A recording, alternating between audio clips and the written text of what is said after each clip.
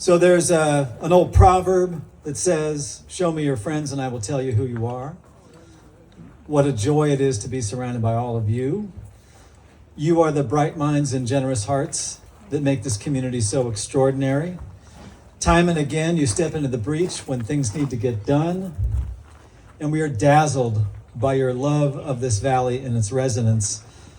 The simple fact is that your generosity and compassion propel the work of the foundation.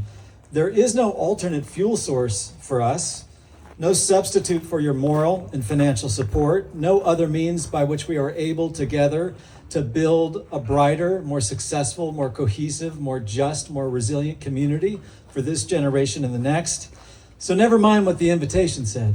This is not a party so much for the foundation as it is a celebration of what you have accomplished together through the foundation in the last 3 decades. Woo! It did say pause there for applause, so thank you for that.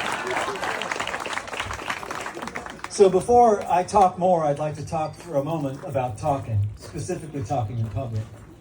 So my first job out of college, I had this amazing boss. I had this tiny little fellowship in an obscure branch of government in Washington, D.C., and I worked for a career civil servant who was a chain smoker and swore like a sailor and a lawyer. And her job was basically to beat up on China and Japan on behalf of California almond growers and Boeing and whatever. And I had come back from this really disastrous, freshly minted college grad. I'm 22, I'm sent to the State Department. I've got one thing I'm supposed to convey and I blow it, I vapor lock. And Sandy sits me down in her office and she says, "Listen, 2 things about speaking in public. Number 1, when in doubt, state the obvious with authority." Okay, yes ma'am. Number 2, never, under any circumstances, speak for more than 15 minutes in public. And so I intend to abide by that yardstick tonight.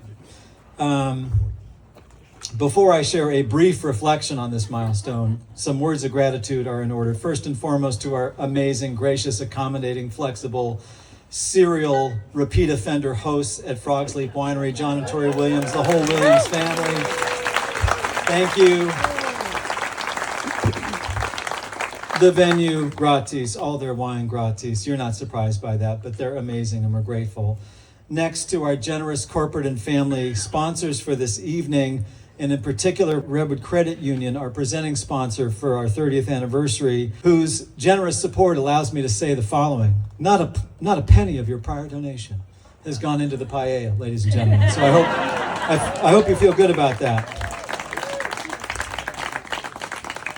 Now I want to talk about the people who are wearing name tags, a category that includes current board members, former board members, committee members, and my colleagues on the staff. Would you just raise your hands for half a second? There's a big troop of you here.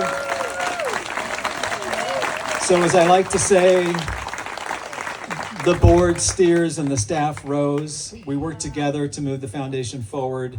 And I'm so fortunate to have worked with so many amazing leaders at all levels. I don't have time to say all your names. I'd like to, don't have time. Remember what Sandy said, my boss? Okay, can't do it. But there are a few people who deserve a particular mention. One of them I'm staring at right now, and that's Nikki Seward. Some of you may know, a local attorney who 30 years ago had it in mind that we should have a community foundation in Napa, and so she made it happen. The others are the board chairs with whom I have actually worked who are here tonight, because it's one thing to be on the board, it's another to kind of, it's, shall we say, a time commitment. So beyond man-bin, and here I need my glasses because so many of you are here, I know that I've seen Donnie Dyer, Lorraine Stewart, Carrie Thatcher, Patrick Gleason, Chris Yeager, Janet Pagano, and Lauren Ackerman. So thanks all of you for the work you do.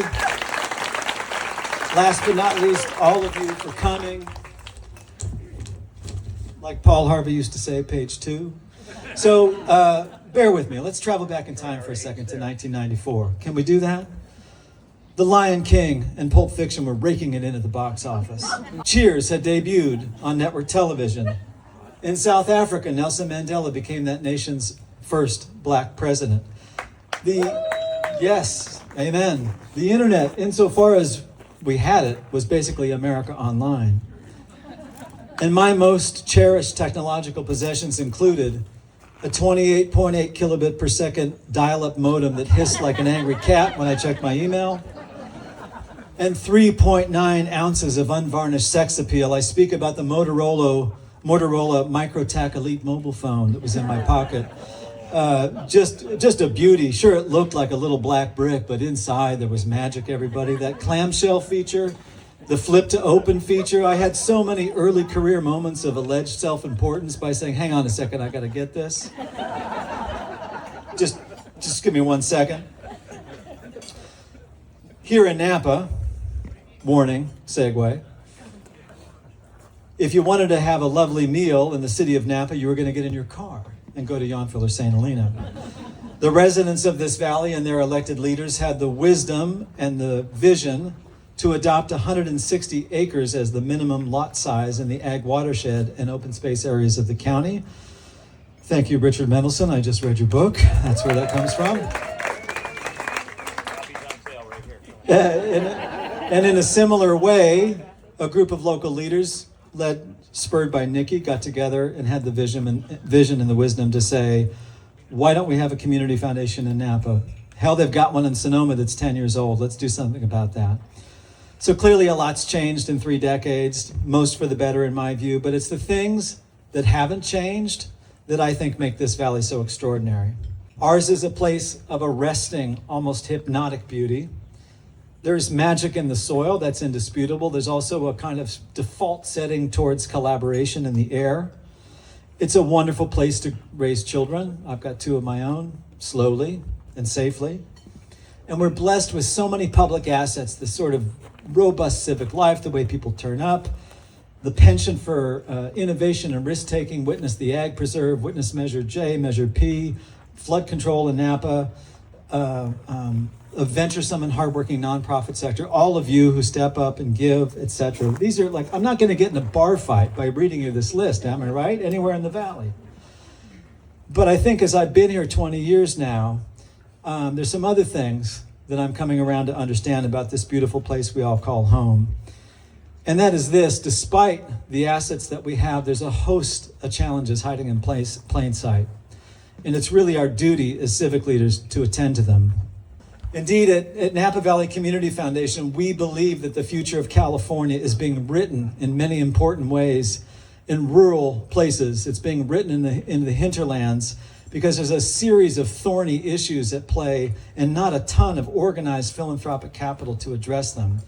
Take, for example, the intersection of housing and climate change and transportation policy. Take the increasing frequency and intensity of wildfires at the intersection of the WUI. Take the relationship between federal immigration policy that we don't control and our ag and viticultural labor force, which are the twin engines of this community. And I don't mean to discount the troubles of LA and San Francisco when I say the future of California is being written in places like ours, but here's the thing: it's been true for 100 years or more in American philanthropy that fortunes are built and born and then distributed in big metro markets. 100 years ago, Silicon Valley was located in Cleveland, Ohio.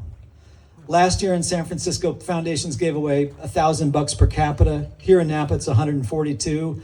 And we should be lucky that we're not in Yolo County or Siskiyou County, where it's a single-digit integer. That's precisely why the Community Foundation works side by side with local donors and nonprofits to tackle the most important challenges this community faces.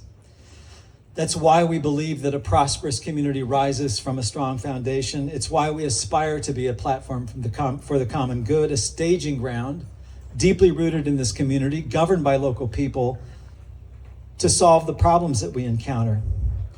Because let's face it, the Gates Foundation is not on its way with its checkbook to attend to our problems in Napa and our challenges. We need to take care of our own. And that, in essence, at its base, is what the Community Foundation was built to do 30 years ago. We invite donors like you into our work, not as a substitute for the giving that you do directly to the things that are most proximate to your hearts, but as a complement to that kind of giving. And we do so keenly aware of this fact: American philanthropy, the giving that we do, is deeply personal, and also, as a result, it is highly fragmented. Each of us contributes to the things that are closest to us: our houses of worship, our kids' schools, the local food pantry, etc. All of it is beautiful, all of it is needed, and none of it is enough if you want to move the needle on the big issues that we face here in our community. This really is the last page. So, imagine that you wanted to help 50,000 people over a decade who'd suffered from earthquakes, wildfires, COVID. You wanted to award $30 million in distributions in amounts ranging from $50 for a gas card for someone who has to evacuate to $100,000 for someone whose third generation home in Pope Valley burned down and they had no insurance. If you wanted to be there long after the TV news vans decamped and make a difference 2, 3, 4 years after the declared emergency, you would need a community foundation for that, because that's how you harness the generosity of thousands of people. If you wanted to help 2,500 people who go to work every day in this valley become U.S. citizens by building an infrastructure to do so that didn't exist until we noticed its jarring absence 10 years ago, you would need a community foundation for that.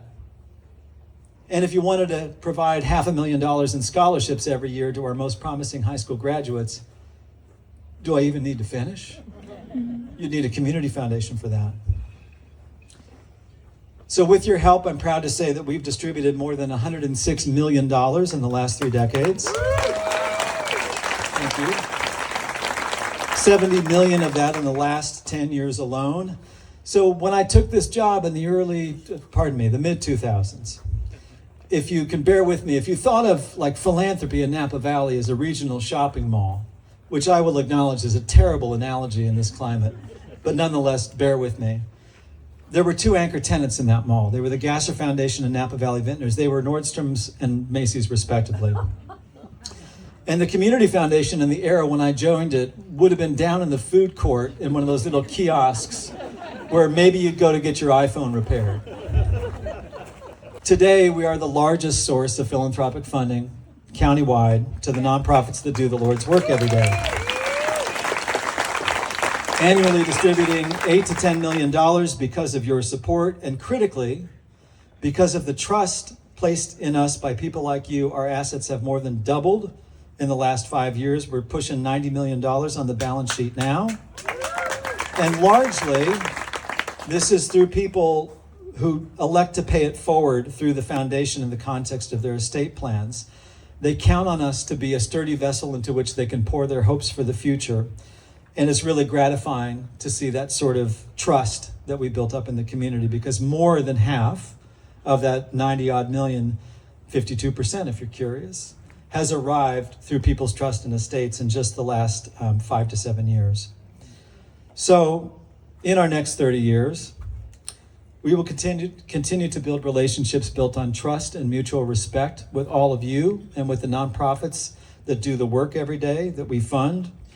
We will continue to find projects where your passions overlap with community needs so that we can harness your generosity and do something collective in nature. And we will continue to use our financial resources and our influence and our voice to draw attention to the elephants in the room in this community. Now, even when the conversations that ensue can be difficult, because let's face it, you don't make progress by playing it safe. Speaking of not playing it safe, I fully intend to be on this dance floor in the next several minutes. So thank you for coming. Congratulations to all of you. Thank you sincerely.